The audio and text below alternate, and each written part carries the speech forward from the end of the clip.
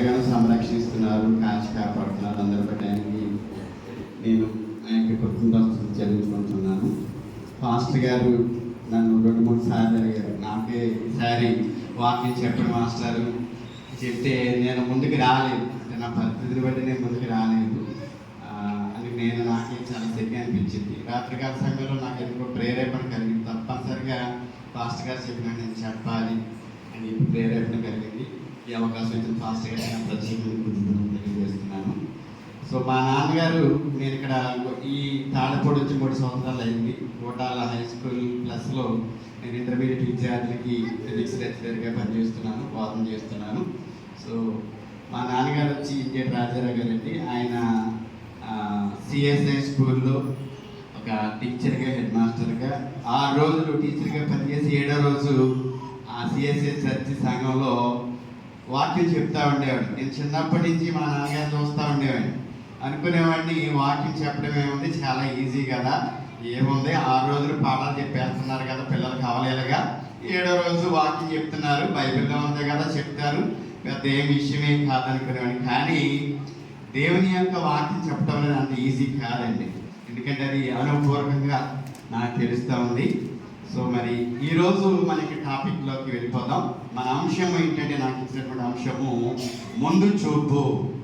ముందు చూపు. ముందు చూపు అంటే మనం లోకానుసారంగా ఆలోచించినప్పుడు సామెతల గ్రంథంలో సొలొమోను రాస్తూ సెలవిస్తున్నాడు, సోమరి చీమలను నువ్వు చూడుము, పరిశీలించుము. చీమలు ఏ రీతిగా ముందు చూపుతో రాబోయేటువంటి కాలానికి, అంటే వచ్చేటువంటి వర్షాకాలానికి ముందుగానే వేసవి కాలంలోనే తమ ఆహారాన్ని సిద్ధపరచుకుంటున్నాయి అనేటువంటి విషయాన్ని సామెతల గ్రంథంలో చక్కగా వివరిస్తున్నాడు. ఇప్పుడు చదవబడినటువంటి వాక్య భాగం మనందరం కూడా విన్నాము. మత్తయి సువార్త 25వ అధ్యాయంలో 1వ వచనం నుంచి 13వ వచనం వరకు చూసినట్లయితే అక్కడ యేసు ప్రభు ఉపమాన రీతిగా గొప్ప మర్మాన్ని మనకు తెలియజేస్తూ ఉన్నారు. బుద్ధిగల కన్యకలు, బుద్ధి లేని కన్యకలు. బుద్ధిగల కన్యకలు పెండ్లి కుమారుని ఎదుర్కోవడానికి తమ యొక్క దివిటీలు చూస్తూ పాటుగా నూనెను కూడా సిద్ధపరచుకొని వెళ్ళారు. మరి బుద్ధి లేని కన్యకలైతే నూనెను సిద్ధపరచుకొని వెళ్ళలేకపోయారు. అర్ధరాత్రి సమయంలో వారు బుద్ధిగల కన్యకల్ని ఆ యొక్క నూనెను అడుగుతున్నప్పుడు వారు ఏం చెప్తున్నారంటే, నేను తెచ్చుకున్న నూనె మరి మా డ్యూటీలు వెలగాలి కాబట్టి, పెళ్లి కుమారుడు వచ్చేంత వరకు కూడా మా వెలుగుతూ ఉన్నారు కాబట్టి అది సరిపోదేమో, మీరే వెళ్ళి వేరే చోట షాప్ దగ్గర తెచ్చుకోండి అని బోధిస్తూ ఉన్నారు. సో మరి పెళ్లి కుమారుడు మరి వచ్చేటువంటి సమయంలో మరి బుద్ధిగల కన్యకలు ఆయన ఎదుర్కోవడానికి సిద్ధంగా ఉన్నారు. సో మరి వారి యొక్క ముందు చూపు వారి పెళ్లి కుమారుడైన యేసు క్రీస్తు ప్రభుని ఎదుర్కొనడానికి వారిని సిద్ధంగా ఉంచింది. మరి మనం బుద్ధిగల కన్యకల్లా ఉన్నామా, బుద్ధి లేని కన్యకల్లా ఉన్నామా అనేది మనమే పరిశీలించుకోవాలి, ఎవరికి వారి వ్యక్తిగతంగా. సరే, ఇది ఒక అంశము. సరే, అలాగే మనం పాత నిబంధన గ్రంథంలో పరిశీలించినట్లయితే యోసేపు గురించి మనం పరిశీలన చేసినట్లయితే, యోసేపు ఫరో రాజు దగ్గర ఒక ప్రధానమంత్రి, అంటే రాజు తర్వాత, ఈ రాజ్యంలో రాజు తర్వాత నెక్స్ట్ మరి సింహాసనం నీదే, నెక్స్ట్ అధికారం నీదే అని చెప్పేసి ఫరో రాజు యోసేపు ఆ యొక్క సింహాసనం మీద కూర్చోబెట్టినప్పుడు మరి 7 సంవత్సరాలు సమృద్ధి కలిగినప్పుడు ముందు చూపుతో ఈ యొక్క యోసేపు రాబోయే కరువుని ముందుగానే ఊహించి దేవుడు తనకిచ్చినటువంటి భవిష్యత్ జ్ఞానాన్ని బట్టి, ఆ యొక్క దర్శనాన్ని బట్టి ఆ యొక్క 7 సంవత్సరాల సమృద్ధి కలిగిన కాలంలోనే ఆహారాన్ని నిల్వ చేసినట్టుగా మన పరిశుద్ధ గ్రంథంలో చూస్తూ ఉన్నాము.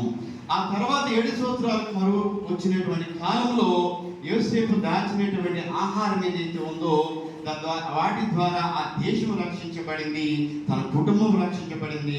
ఆ దేశంలో ఉన్న ప్రజలంతా కూడా ఆహార సమృద్ధి వల్ల వారు కరువు అనేది ఎరగకుండానే సంతోషించారు. ఇది యోసేపును బట్టి మనం గ్రహిస్తున్నటువంటి ముందు చూపు.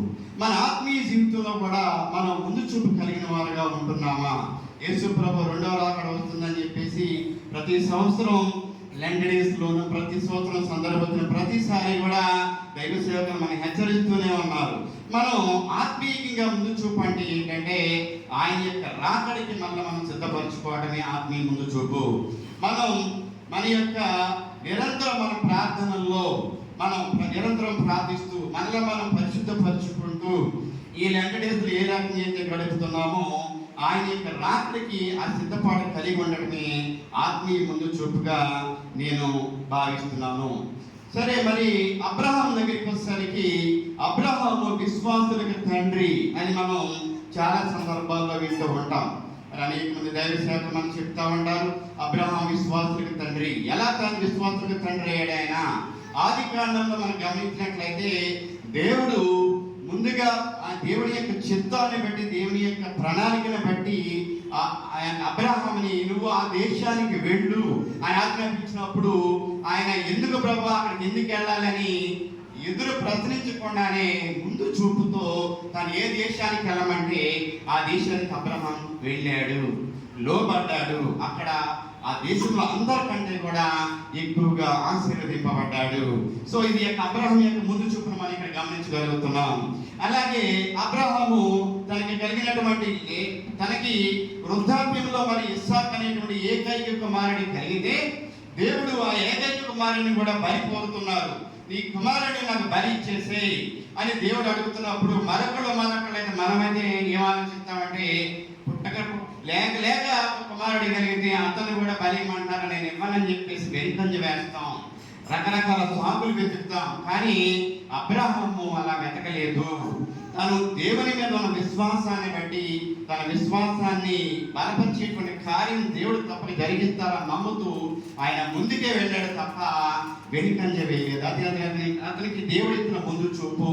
అబ్రహాము తన కలిగిన ఇస్సాకును తీసుకుని ఆ యొక్క బలికి బలియాగం చేయడానికి బలి అర్పించడానికి ఆ సామాగ్రిని తీసుకుని వెళ్తూ ఉన్నప్పుడు ఇస్సాకు అబ్రహామును అడుగుతారు, తండ్రి మనం వెళ్ళిపోతున్నాము, బాగానే ఉంది, మరి బలి అర్పించడానికి ఎవరు లేరు కదా, బలి పశువు ఎవరు అని అడుగుతున్నప్పుడు యెహోవా ఈరే, యెహోవా చూచుకొనును, ఆయన చూచుకుంటారని చెప్పేసి చెప్తూ వెళ్ళిపోతూ ఉన్నాడు.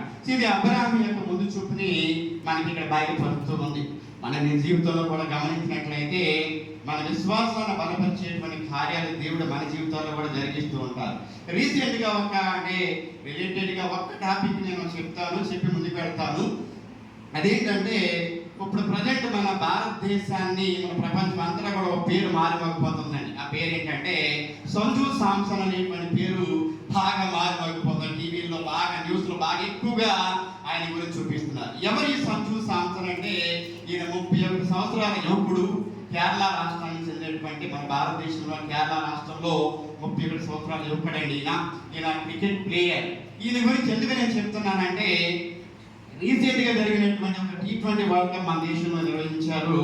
మరి మన దేశం సెమీఫైనల్ వెళ్తుందా వెళ్ళదనేటువంటి క్లిష్టమైనటువంటి పరిస్థితుల్లో ఆయన వెస్టిండీస్ అనేటువంటి దేశం మీద 97 రన్స్ చేయడం ద్వారా ఆయన మన దేశాన్ని సెమీఫైనల్కి చేర్చడం, ఆ తర్వాత సెమీఫైనల్ ఇంగ్లాండ్ మీద అద్భుతంగా ఆడి 89 రన్స్ చేసి మరి ఫైనల్కి తీసుకెళ్ళడం, మళ్ళా ఫైనల్లో కూడా అద్భుతంగా ఆడి మరి మన దేశానికి వరల్డ్ కప్ అందించడం అనేది మనం చూస్తున్నాం. ఎందుకు ఈ సంజు సంస్థల గురించి నేను ప్రస్తావన చేస్తున్నానంటే ఈ వెస్టిండీస్ అనే దేశం మీద 97 రన్స్ చేసి మన భారతదేశాన్ని గెలిపించి సెమీఫైనల్కి వెళ్ళిన తర్వాత ఆయన తన బ్యాట్ హెల్మెట్ కూడా అక్కడ విసిరేసి మోకాళ్ళు వేసి ఆయన దేవాది దేవునికి తన కృతజ్ఞతలు చెల్లిస్తున్నారు. ఆయన విలేకరులు ఆయన అడిగారు, ఏంటంటే మీ యొక్క రహస్యం ఏమిటి? ఆయన చాలా అవమానాలు ఎదుర్కొన్నాడు. అది జరగడానికి ముందు ఆయన ఎంతో అద్భుతమైనటువంటి ప్లేయర్, ఎంతో టెక్నిక్ తెలిసినటువంటి ప్లేయర్, కానీ ఆయన పక్కన పెట్టేసి ఆయన చీకొట్టి ఆయన చాలా అవమానించారు. ప్లేయింగ్ 11లో కూడా తీసుకోకుండా ఆయన చాలా అవమానాలకు గురి చేసినప్పుడు అయినా అతను నిరాశ చెందలేదు. అతను ఎప్పటికప్పుడు తను ప్రశ్నించుకునేవాడంట, నేను నిజంగా చేయగలనా, నాకు అంత సామర్థ్యం ఉందా అని ఆలోచించుకోండి. కానీ దేవుని ప్రణాళిక వేరే ఉంది, గాడ్ ప్లానింగ్ వేరే ఉంది అని తను చెప్తున్నాడు. గాడ్ ప్లానింగ్ ఏంటంటే తన అత్యున్నతమైన స్థితిలో నిలబెట్టడమే గాడ్స్ ప్లానింగ్. ఆ గాడ్ ప్లానింగ్ ప్రకారంగా అతను ఎవరైతే తను చేయగొట్టారో వాళ్ళే అతని టీంలో తీసుకున్నారు. అతని వలనే వరల్డ్ కప్ ఇండియా సాధించగలిగింది. మరి లక్షలాది మంది టీవీలు కతుక్కుపోయి చూస్తున్నారు, వాళ్ళందరి ముందు సాక్ష్యం చెప్తున్నాడు. అలాగే మరొక వ్యక్తిని కూడా నేను ప్రస్తావిస్తున్నాను. ఇక్కడ ఎన్నెమా రోడ్రిక్స్ అని చెప్పేసి మన మహారాష్ట్ర ముంబైకి చెందినటువంటి ఒక 25 సంవత్సరాల ఆమె యంగ్స్టర్. ఆవిడ కూడా 7 సార్లు వరల్డ్ కప్ ఛాంపియన్ ఆస్ట్రేలియా మీద గెలిచిన తర్వాత సాక్షి చెప్తా ఉంది, నా దేవుడు నన్ను నువ్వు అలా నుంచో చాలు, నేను నిన్ను నడిపిస్తాను. ఇశ్రాయేలు పక్షాన పోరాడే దేవుడు, యుద్ధం యెహోవాదే, నేను అలా నుంచో చాలు, నేను నిన్ను గెలిపిస్తానని తనతో మాట్లాడినట్టుగా చెప్తూ ఉంది. మరి మనం మన గురించి ఆలోచించుకుంటే, మనం ఉద్యోగం చేస్తున్న ప్రాంతాల్లో, మనం ఉపాధి పొందుతున్న ప్రాంతాల్లో మనం దేవుని గురించి సాక్ష్యం ఇచ్చేవారుగా ఉంటున్నామా, లేదా క్రిస్టియన్ అని చెప్పుకోవడానికి సిగ్గుపడేవారుగా ఉంటున్నామా? మనల్ని మనమే పరిశీలన చేసుకోవాల్సిన సందర్భం. తర్వాత మన టాపిక్ లోకి వెళ్ళిపోదాం. మన టాపిక్ ముందు చూపు. ముందు చూపు అనేటువంటి టాపిక్ లో యోసేపు గురించి చూసాం, అబ్రహాం యొక్క ముందు చూపు చూసాం. మరొక నలుగురు వ్యక్తుల యొక్క ముందు చూపు గురించి మనం పరిశీలిద్దాం. అదేంటంటే మనష్షీల ముందు చూపు. పాత నిబంధన గ్రంథంలో మనష్షీల ముందు చూపు, అలాగే నయమాను ముందు చూపు, గెహజీ ముందు చూపు, రాహాబు ముందు చూపు. మనష్షీయులు అనేటువంటి వాడు మీకు అందరికీ కూడా తెలుసు. పాత నిబంధన గ్రంథంలో ఇశ్రాయేలీయులు మరి 400 సంవత్సరాలు ఐగుప్తు రాజుని ఫరో యొక్క ఏలుబడిలో బానిసత్వంగా భయంకరమైన బాధలు పొంది, అక్కడి నుంచి మోషే నాయకత్వం విడుదల పొంది వారు వాగ్దాన దేశానికి నడిపించబడినప్పుడు ఆ కానాన్ దేశానికి వెళ్ళిపోతున్న సందర్భంలో, కానాన్ దేశం అనేది బ్లెస్డ్ ప్లేస్ అని చెప్తున్నారు, హోలీ ప్లేస్ అని చెప్తున్నారు, ఆశీర్వదింపబడిన ప్రాంతం, అది పాలు తేళ్లు ప్రవహించేటువంటి ఇజ్రాయెల్ దేశం అని చెప్పి చెప్తున్నారు. ఆ కానాను దేశంలో ఇజ్రాయెల్ 12 గోత్రాలుగా విభజించి, ఈ 12 గోత్రాల గోత్రం ఎవరంటే మనష్షే గోత్రము. సంఖ్యాకాండం 36వ అధ్యాయం మనం చూసినప్పుడు, సంఖ్యాకాండం 36వ అధ్యాయంలో మోషే చీట్లు వేసి ఆ 12 గోత్రాల వారికి కూడా ఆ యొక్క కానాను దేశం అంతా కూడా పంచి పెట్టడం జరుగుతుంది. ఈ పంచి పెట్టినటువంటి సందర్భంలో యోసేపు కుమారులు ఉన్నటువంటి మనష్షే గోత్రంలో ఎలోసాఫెదు అనేటువంటి ఒక వ్యక్తి ఉండడం జరుగుతుంది. అతనికి అందరూ కుమార్తెలే ఉంటారు, కుమారులు లేరు. అప్పుడు మనష్షీయుల బాధ ఏంటంటే, యెహోవా దేవుడు మోషేకి సెలవిచ్చింది ఏంటంటే, వారికి కుమారులు లేకపోయినప్పటికీ కూడా ఆ కుమార్తెలకి స్వాస్థ్యాన్ని పంచిపెట్టమని చెప్తున్నారు.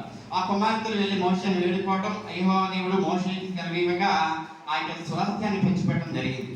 ఇక్కడే ప్రాబ్లం అనేది ఆ ప్రాబ్లం ఏంటంటే, ఈ మనష్షీయుల బాధ ఏంటంటే, ఇక్కడ వరకు బాగానే ఉంది, ఎలోసాఫెదు కుమార్తెకి స్థలాన్ని పంచిపెట్టేశాడు మోషే. వీళ్ళకి పెళ్ళిళ్ళు అయిపోయిన తర్వాత వేరే గోత్రం వాళ్ళు పెళ్లి చేసుకుని వెళ్ళిపోతే, అప్పుడు మన తలం దేవుడు మనకి ఇచ్చినటువంటి చీట్లు వేసి పంచులు ఇచ్చినటువంటి తలం అంతా కూడా వేరే గోత్రం వారికి వెళ్ళిపోతుంది కదా. అంటే తలాన్ని గురించి వారు ముందు చూపుతూ ఆలోచిస్తున్నారు. ఇక్కడ దేవుడు తమకు ఇచ్చినటువంటి స్వాస్థ్య భాగాన్ని గురించి ఆలోచన చేస్తున్నారు. అప్పుడు మోషే దగ్గరికి వెళ్ళి మళ్ళా మొరపెట్టుకున్నారు, అయ్యా నువ్వు చేసింది బాగానే ఉంది, పంచిపెట్టావు, కానీ ఎలోసాఫెదు కుమార్తెలంతా వేరే గోత్రం వారిని పెళ్లి చేసుకుని వివాహం చేసుకుని వెళ్ళిపోతే మరి అప్పుడు పరిస్థితి ఏంటి? మాకు చందవలసిన తర్వాత వేరే గోత్రం వారికి వెళ్ళిపోతుంది కదా, మరి దీని పరిష్కారం ఏంటని అన్నప్పుడు అప్పుడు మోషే ఏం చెప్పాడంటే, ఇశ్రాయేలీయులకు 12 గోత్రంలో ఎవరి గోత్రంలో వారి గోత్రంలో ఉన్నటువంటి వారిని వివాహం చేసుకోవాలి, వేరే గోత్రం వారు వివాహం చేసుకోకూడదు అనేటువంటి రూల్ పెట్టడం వల్ల వారి గోత్రంలోనే వారు వివాహం చేసుకోవడం, వారి తనం మనష్షీయుల గోత్రానికి సంబంధించిన తన వారికి వెళ్ళిపోవడం అనేది ఇక్కడ మనం చూస్తున్నాం. సంఖ్యాకాండం 36వ అధ్యాయం చూడడం జరిగింది.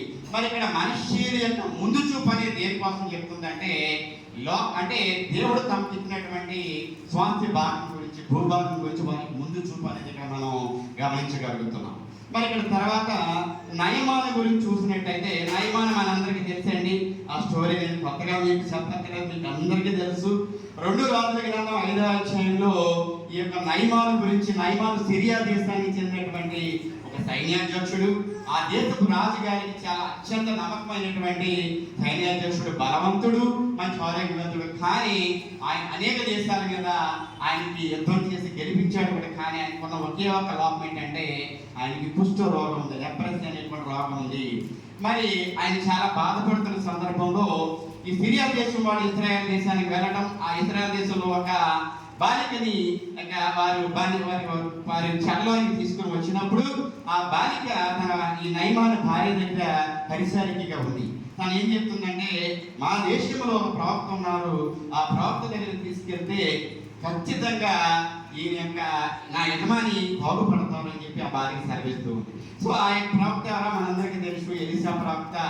ఎలీషా ప్రవక్త దగ్గరికి నయమాన్ వెళ్ళడం, మరి ఆయన యర్దాను నదిలో 7 సార్లు మొదలుపెట్టి ఈ నయమాన్ కోపగించుకుని ఇంతకన్నా మంచి మంచి నదులు అక్కడ మా దేశంలో లేవా అని చెప్పేసి ఆయన ప్రశ్నించినప్పటికీ కూడా నయమాన్ యొక్క సేవకులు ఏం చెప్పారంటే, ఇంతకన్నా గొప్ప కార్యం చేయమని ఆయన నిన్ను అడిగితే నువ్వు చేయవా, ఎలీషా ప్రవక్త అంటే చేయవా, జస్ట్ మునగమన్నాడు అంతే కదా, ఒకసారి మునుగు స్వతం పొందుతావేమో అని చెప్తే ఆయన 7 సార్లు మునిగాడు.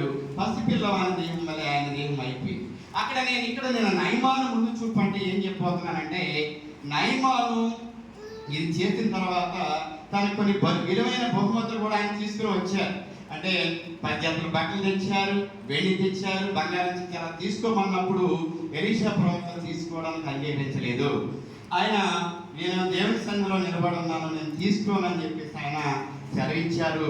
మరి ఇక్కడ అయితే తర్వాత ఈ యొక్క నయమాను ఏమని విజ్ఞాపన ముందు చూపి ఏంటంటే, నేను నా యొక్క సిరియా రాజు దగ్గర సైన్యాధిపతిగా పనిచేస్తున్నాను. ఆ యొక్క గుడికి వెళ్ళినప్పుడు నా చేతుల మీద నా యొక్క రాజుగారు ఆనించి ఆయన నా చేతుల మీద తన చేతులు ఆనించి ఆయన అక్కడ ఆ గుడిలో అన్య దేవతలకు ప్రార్థన చేస్తారు. కాబట్టి నాకు 2 కంచెరగాళ్ళు మోయగలిగేటువంటి మట్టిని మాత్రం నాకు ఇమ్మని చెప్పేసి అడుగుతున్నాడు. ఇక్కడ నయమాను ముందు చూపు ఏంటి అంటే, తన పరిపాలిస్తున్న రాజు అక్కడ అన్య దేశం సిరియా దేశపు రాజు వేరే దేశంలో ఉన్నారు. సిరియా దేశపు రాజు అక్కడ అన్య దేవతలకు ప్రార్థిస్తున్న సందర్భంలో తను స్వస్థపరిచిన యెహోవా దేవుని కాకుండా వేరే దేవుని ప్రార్థించాల్సిన పరిస్థితి వస్తుందేమోనని, ఆ దేవుని కామానం జరుగుతుందేమోనని ఆ 2 కంచెరగాళ్ళలో మోసుకెళ్ళగలిగేటువంటి మట్టిని ఇవ్వండి, ఆ మట్టిని ఇస్తే ఆ మట్టి మీద నేను యెహోవా దేవుడికి బలిపీఠం కడతాను, అక్కడ నేను నా బలి నడిపిస్తానని చెప్పేసి ఆయన. ఇది నయమాను యొక్క ముందు చూపు. నెక్స్ట్ 3వది ఏంటంటే గెహాజీ. ఈ గెహాజీ అంటే మనకు తెలుసండి, నయమాను దగ్గర పనిచేస్తున్నటువంటి సేవకుడు. ఇతర ముందు చూపు ఏంటంటే లోకానుసారమైన ముందు చూపు. సర్వసాధారణంగా మనం అనేక సందర్భాల్లో మన ముందు చూపులన్నీ ఇలాగే ఉంటాయండి. ఆర్థిక సంబంధం ముందు చూపులు, బంగారానికి సంబంధించిన ముందు చూపులు, వస్త్రాలకు సంబంధించిన ముందు చూపులు మనకి జనరల్గా మనకి ఇలాగా ఉంటాయి. ఈ గెహాజీ కూడా అలాగే కనిపిస్తున్నాడు ఇక్కడ. అంటే తన సేవకుడు ఎలీషా ప్రవక్త గారు చెప్పిన దానికి విరుద్ధమైన కార్యాన్ని ఇక్కడ జరిగించాడు అతను. ఎలీషా ప్రవక్త తీసుకోవద్దు అని చెప్తే, నేను తీసుకోను అని చెప్తే ఇతను మళ్ళా అతను ఫాలో అవుతూ నయమాను ఫాలో అవుతూ వెళ్ళి అతను మాకు బంధువులు వచ్చారు, 2 యువకులు వచ్చారు, వారికి మళ్ళీ ఇట్లా నా యొక్క ప్రవక్త తీసుకురమ్మన్నారని చెప్పేసి వస్త్రాలు మరి అక్కడ వెండి తీసుకుని వెళ్ళటం. మరి ఇది ఎప్పుడైతే మరి యొక్క ఎలీషా ప్రవక్త గారు మరి ప్రవక్త కాబట్టి దేవదర్శనాన్ని బట్టి ఆయన తెలుసుకోగలిగారు. నువ్వు ఎక్కడికి వెళ్ళావని అడిగితే నేను ఎక్కడికి వెళ్ళలేదని బదిలిస్తున్నాడు గెహాజీ. మరి నువ్వు ఎక్కడికి వెళ్ళావో నాకు తెలుసు అని చెప్పి నువ్వు అట్లా నేను తీసుకోను అన్న వ్యక్తి దగ్గరికి నువ్వు వెళ్ళి తీసుకున్నావు. కాబట్టి ఏదైతే నయమానికి కుష్ఠరోగం వచ్చిందో నీకు ఈ సంతతి వారందరికీ కూడా అదే కుష్ఠరోగం వస్తుంది. అంటే మరి ఇక్కడ గెహాజీ యొక్క ముందు చూపు ఏమిచ్చింది, అతనికి ఏం ప్రతిఫలం ఇచ్చింది? కుష్ఠరోగాన్ని ఇచ్చింది. తను దేనికి ఆశపడ్డాడు అని అతను దక్కించుకోగలిగినప్పటికీ కూడా కుష్ఠరోగాన్ని అతను పొందుకున్నాడు. కాబట్టి మన ముందు చూపు ఆత్మీయ సంబంధమైన ముందు చూపు అయి ఉండాలి. యేసు ప్రభు రాకడికి సిద్ధపడికి సంబంధించినటువంటి ముందు చూపు అయి ఉండాలి. ఆఖరిగా రాహాబు, ఈవిడ ఒక వేశ్య అయినప్పటికీ కూడా ఈవిడ 2 రాజుల యెహోషువ గ్రంథంలో మనం చూసినట్లయితే 2వ అధ్యాయంలో చూడగలుగుతాం. యెహోషువ గ్రంథంలో రిఫరెన్స్ అని నాకు గుర్తులేదు. యెహోషువ గ్రంథంలో ఈ రాహాబు గురించిన ప్రస్తావన వస్తుంది. ఈవిడ వేశ్య అయినప్పటికీ కూడా యేసుక్రీస్తు వంశావళిలో ఈవిడ ఉన్నట్టుగా చెప్తున్నారు. ఈవిడ దేని గురించి ముందు చూపు చెప్తుందంటే, ఆ యొక్క ఎరికో గోడలు కూలిపోయేటువంటి సందర్భంలో తన గురించి తను అడగలేదు, తన గురించి తన వారందరినీ కూడా రక్షించమని ప్రాధేయపడుతుంది. అంటే ప్రళయం రాబోతుంది, తన వారందరినీ కూడా కాపాడుకోవాలి ముందు చూపుతూ అక్కడ ఉన్నటువంటి వారిని ప్రాధేయపడతారు. వాడు దారముడి కట్టమ్మా కట్టినప్పుడు మేము రక్షిస్తాం, నీ వారిని రక్షిస్తామని వాళ్ళు సెలవులు జరుగుతుంది. కాబట్టి మరి అలాగే బైబిల్ గ్రంథంలో చూస్తే అనేక మందిని మనం చూడగలం. దానియేలు మరి రాజు చెప్పినటువంటి తనకు కలిగిన భవిష్యత్ జ్ఞానాన్ని బట్టి ముందు చూపుని బట్టి ఆ దేశం నెబుకద్నెజరు రాజు చెప్పినటువంటి ఆ యొక్క దర్శనాలన్నిటికీ కూడా కళాభావాలు, దర్శన భావాలు చెప్పడం. అలాగే యోహాను చూసినట్టయితే, కొత్త నిబంధనలు చూసినట్టయితే కనుక అని దేవుడి కలిగించిన భవిష్యత్ జ్ఞానాన్ని బట్టి ఇక ప్రకటనకి పద్మాసు దీపంలో ప్రకటన గ్రంథాన్ని రచించడం మరి ఎన్నో మర్మాలను అక్కడ మనకి చెప్పడం అనేది జరిగింది. కాబట్టి మనం కూడా మన యొక్క లెటర్ డేస్లో ఉన్నాము. ఏదో అనేదంగా ఆచరించినట్టుగా ఈ 40 days ఆచరించిన కాదు కానీ మరి మన జీవితకాలం అంతా కూడా మరి ఆయన యొక్క రాకడికి ఇప్పుడు వస్తుందో రాకడి ఇప్పుడు వస్తుందో మనకు తెలియదు. మరి బుద్ధిగా కన్యకలాగా మనం సిద్ధపరచుకొని ఆత్మీయ సిద్ధపాటును కలిగి ఉండటమే నిజమైన ముందు చూపు అని నేను నా యొక్క మాటలు ముగిస్తున్నాను. థ్యాంక్ యూ అండి.